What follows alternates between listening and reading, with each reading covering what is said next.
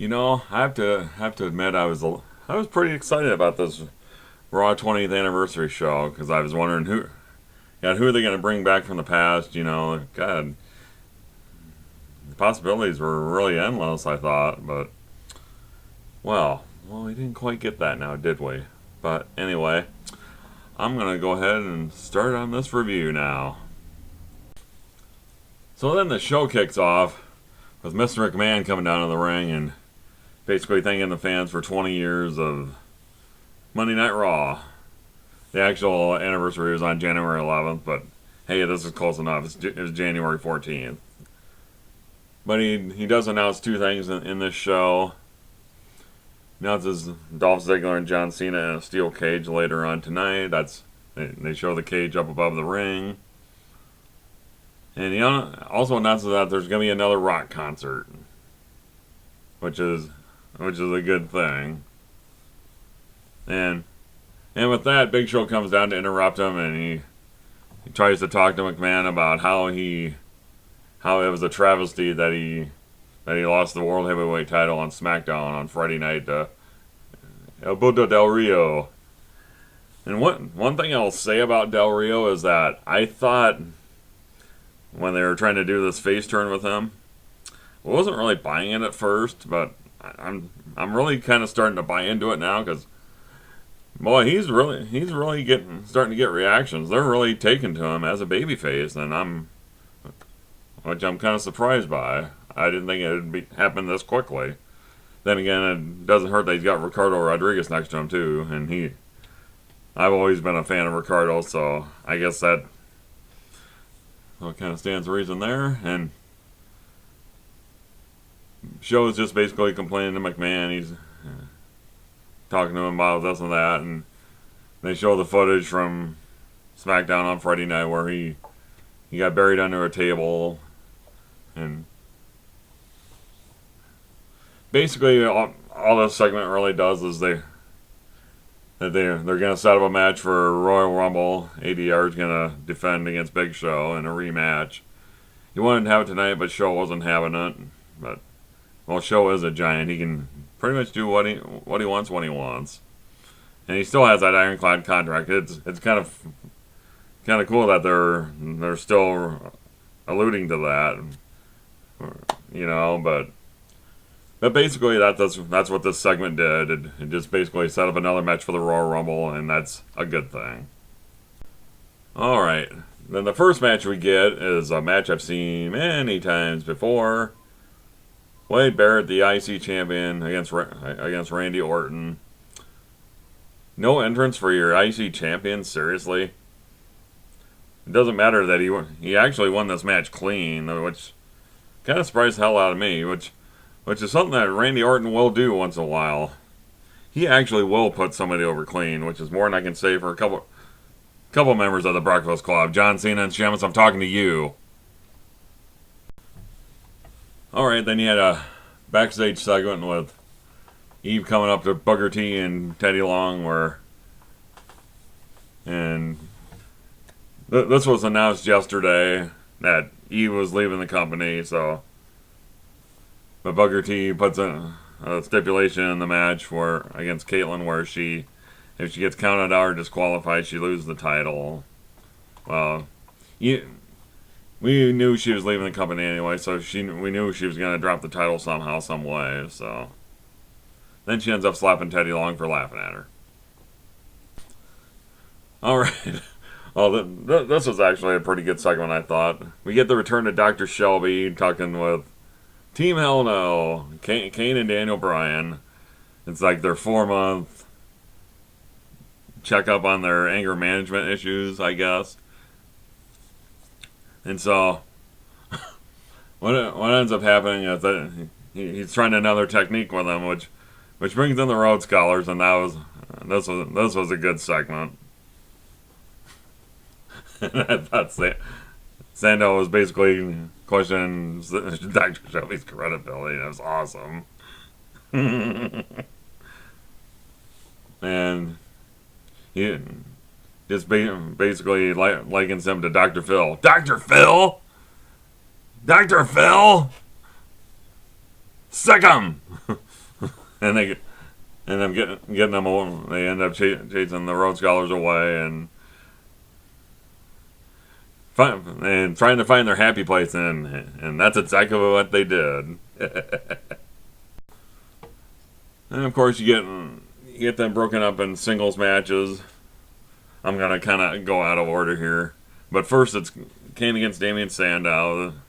This match didn't last that long. Kane ended up going over clean with the choke slam, and that's about it for that. And then I'm gonna talk about the Daniel Bryan versus Cody Rhodes match. Yes, this is out of order, but Daniel Bryan went over pretty quick with the no lock on Cody Rhodes. With both Kane and Daniel Bryan winning in singles matches tonight, it's kind of leading me to believe that they're going to probably drop the straps at the Royal Rumble, perhaps.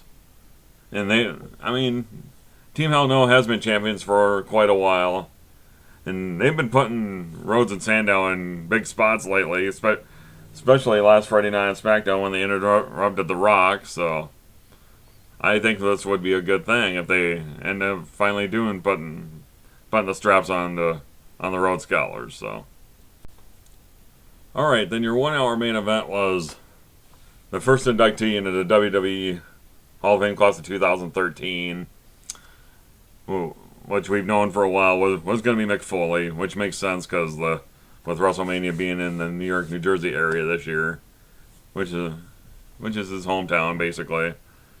But I was kind of disappointed that he didn't really get a chance to talk because we got a appearance by the Shield.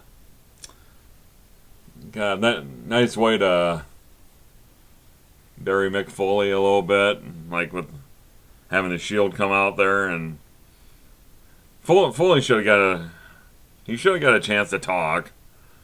Number one, and they should have done I don't know why they didn't do like a video package on him, like what they've done before, like what they've done with everybody else pretty much. But if nothing else, I guess having the Shield come out there, maybe they thought it was an injustice that Foley's getting into the Hall of Fame. I don't know why, but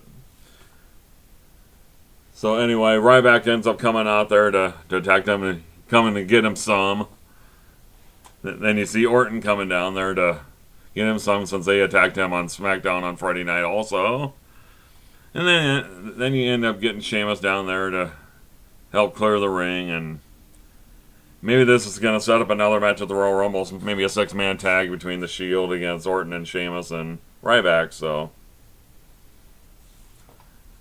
at least if nothing else, it's probably going to set up another match at the Royal Rumble. So that's good. Also, we're getting good build towards it.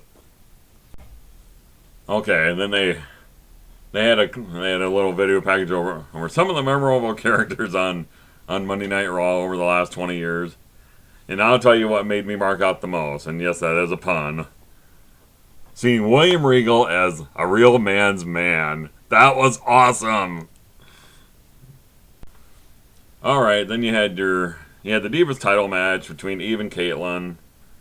We knew once we heard earlier on yesterday that he was leaving WWE, trying to pursue other endeavors, I guess. Not being wished well in their future endeavors, but just going outside of WWE to maybe do like reality stuff. I don't know, but when we heard this, we knew she was going to end up dropping the title to Caitlyn. And this match actually got a little bit of time for a Divas match, which is surprising. And Caitlyn was in her hometown, so why not do it there? But the only thing I have to say about this is that, God, with Eve Torres leaving WWE, that was about the only really credible diva they had there. I mean, yeah, you could say Natalya Neidhart, but man, they got her matched up with Great Khali now, and it's just like, what are they going to do with the Divas division now? Not that anybody really gives a shit, but when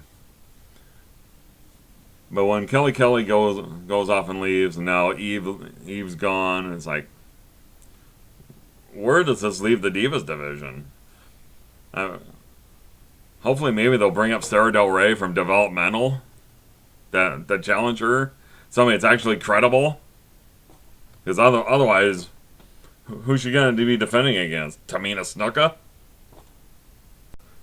Then before this match between Brodus Clay and CM Punk, there's a little interview with Clay in the back, and talking about what Punk said about him last week, about how he's a 400-pound monster, and that he shouldn't be dancing for all the kiddies and that.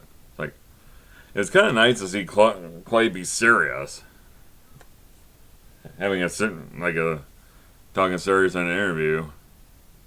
But he ended up losing to Punk in a match later on. Then you got CM Punk talking facts about like what's going to happen at the Royal Rumble, and with Paul Heyman there, and it's like, I got a couple facts for you. Number one, in 13 days, you are going to lose the WWE title. Fact. Your WWE title reign is going to end at 434 days. Fact. John Cena is a no-talent piece of monkey crap. Fact. Then you had a nice backstage segment with the reunion of the Rock and Sock Connection. Mick Foley and The Rock, which is interrupted by Vicky Guerrero. And it's actually a pretty good segment in there, which will be continued in the Rock concert later. Alright, then it was a rematch from Friday Night SmackDown where Sheamus won against all three members of 3MB. I thought it was funny that JBL said it was unfair to 3MB. But when you think about it, it's like, yeah, they need more guys. And that's basically putting Sheamus over. But this was kind of surprising, though.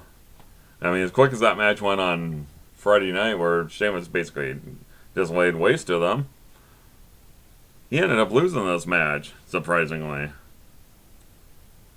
Because Heath Slater was the last one left. They think they got a 10% chance of winning the Royal Rumble. At least that's what Heath Slater's mama said. So, but Sheamus got his revenge with Brogue Kicks on Slater and McIntyre afterwards. So hey. And I don't agree with having this Miz TV like on every single week. I don't think it's really necessary. But maybe in this case it is, because you got the 16-time World Heavyweight Champion, the Nature Boy, Ric Flair on Miz TV. And they're just basically having a woo off there for a little bit, but then you get an interruption by Cesaro, which I like how they're putting him in big spots also. I mean, this is a big spot. I mean, this is Cesaro against a true legend in Ric Flair. He's basically running him down. He's saying that this now stands for his 4 ex-wives. That was good. I will give Cesaro that. But basically, what this is, obviously they're using this to lead up to probably a U.S. title feud between Miz and Cesaro. Maybe that'll be a match at Royal Rumble, or God, could it possibly be like the YouTube pre-show or something? I think that would be an injustice also, but that's basically what this segment is kind of leading up to. So I think that's gonna be another match for the Royal Rumble. Okay, then before the steel cage match, they showed AJ Lee and Big E Langston. They were talking about memorable weddings from the past during the past 20 years of Raw. And I mean, showing the Edge Lita wedding of sorts. Triple H and Steph from 2002. And the one that almost made Big E Langston cry, and that was the failed nuptials between Daniel Bryan and AJ Lee from earlier last year. And somehow this is John Cena's fault that she didn't get married to Daniel Bryan. Seriously? As much as I like to rag on Cena, and and I do it wholeheartedly. This is not Cena's fault. But then you got JR coming down to do commentary along with JBL and Lawler on the steel cage match between Cena and Ziggler. I'm going to give you most of you know what happens in a Cena match. And this is why I like to rag on John Cena. What you normally see in a Cena match is that he gets his ass kicked for about 85% of the match. Number 2, he'll hit his 2 shoulder blocks. He'll hit his sit-out powerbomb. He'll hit the 5-knuckle shuffle. Then he'll attempt to go for the AA. Then he'll kick out of about 5 or 6 finishers that would pin an elephant. Then, after all that, he hits an AA out of nowhere and he wins the match.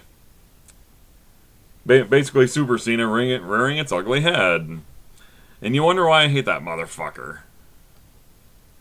It's like,